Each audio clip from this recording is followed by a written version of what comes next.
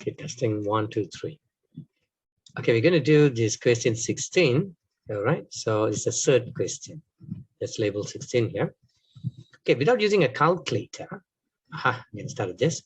Find the values of the integers a and b for which the solution of the equation this is a plus b root b over 7.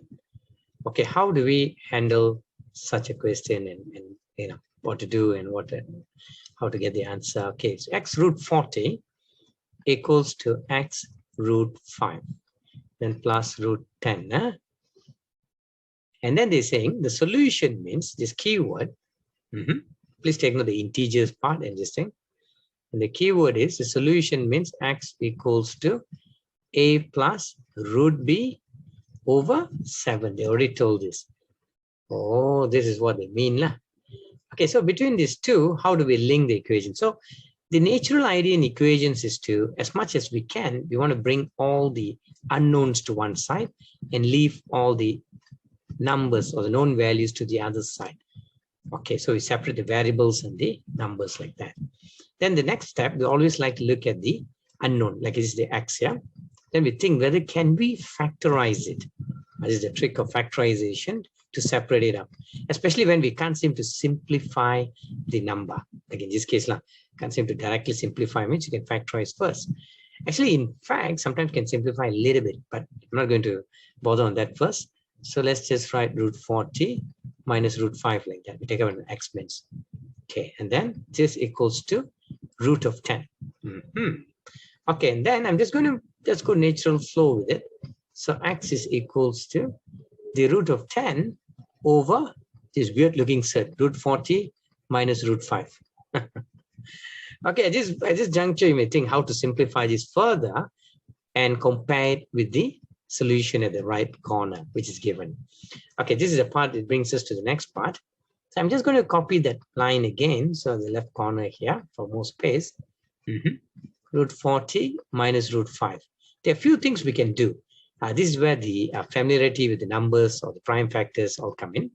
So one of the things that's quite prevalent here is that you can see that everything is linked to timetable 5. 5 times something. Okay, let's say we change that accordingly using the law of thirds. Oh, that means I can do 8 times 5. So I'm just thinking of 5. So don't worry about whether 8 got a perfect square factor of 4 and all that at this point, lest we get confused. So we do step by step. Okay, and then this is root 5 like this. Okay, and then, the next step. So due to the space array like this, you'll understand. So we factorize the 5, root 5. Sorry, not 5. So you factorize the root 5. I just reorder the top one. The factorization is done in the denominator. So this becomes root 5 like this. Oh, this is root 5. And then in the bracket, this becomes, you'll notice what it becomes, root 8 minus 1.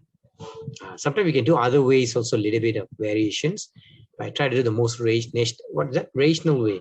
Sorry, natural way. Because it's rational. We're going to rationalize the denominator, so the words are getting mixed up. Sorry about that. Okay, so then the next step is we change it to root 2. And then root 8 minus root 1. Sorry, 1 because root 1 is just 1. Okay, then being that said, then we want to do something called rationalizing the denominator. So how do I know must rationalize, rationalize, okay, the denominator, how to spell it right now? Okay, it's because if you look at the final answer, the solution or the x itself, please remember this x. The final one tells us that the denominator is rationalized. I mean, it doesn't have a third on it, which is 7. So that is the key. And that is the key. So what we do is we must multiply. How do you rationalize the denominator? You multiply by its conjugate. Like in this instance, the conjugate would be like if something minus like this, just change the plus sign in the middle. So a minus b, a plus b. The idea of this thing is actually to use this identity, this difference of 2 squares, a square minus b square. Because by squaring it, the square root will vanish. Square root square, you vanish it. That's the logic. So that is why we choose the conjugate. So they created this as like to tell that it's a conjugate. But I'm just telling you how to think back algebraically as well. So either way, it doesn't matter as long as you calculate correctly. Then we have this root 2 bracket root 8 plus 1 like that. And then this one is 1, the denominator. Please take note. We can write root 8 minus something on like that. Both got squares because a square minus b square. It's okay to take it slow as long as we're doing it accurately. Aha. Okay, that's the important point. Huh? Slow, fast is okay, according to your pace, but accuracy is important. Then we multiply this in the bracket. You'll know this, 2 times 8 under the third. And this is just 1, so easy. Times 1, just copy with me. Oh, then the denominator, what happens? So the third vanishes, in this case, the square root of 2 square, so 8 only, minus 1.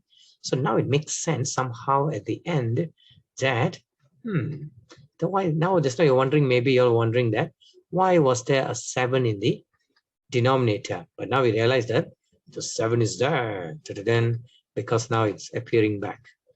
And then root of 16 is what? Square root of 16 is 4.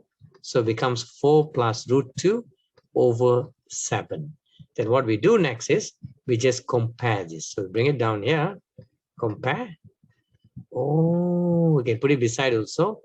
A plus root B. You want to write the next line, also can. You directly compare, also can. So we can easily see that this is A by the link on the arrow. A is 4. The variables take the sign. In this case, no difference because all is positive. Okay. So in other instances, in case you face a situation where you get the negative variable or something, negative sign is taken together. Huh? So here we can see a little bit of step. Root 2 is equals to root of B. Aha. So we can just square or just see under the bracket, B is 2. So that is how we find the answer that A is 4 and B is 2. Done. Thank you. Okay, I'm just going to take a screen grab and this thing. I'll post these videos up. Actually, I'm also saving it as a video. So in case you all want to refer back or us want to look at it and all that, you can find it back on the page. It's a page I have. The YouTube there. You can see the free Matt John thing and the Facebook. You can see the links. I'll post it up later. Please take that. So I'm just going to call this one first. Okay, let's go for the second question that we have prepared. So people ask me, sometimes people ask, so I use it for the class. So you also can ask if you've got time. I'll use it on the Wednesday class. Any questions you have trouble with, send me and say, oh, this match means okay. I'll use it again.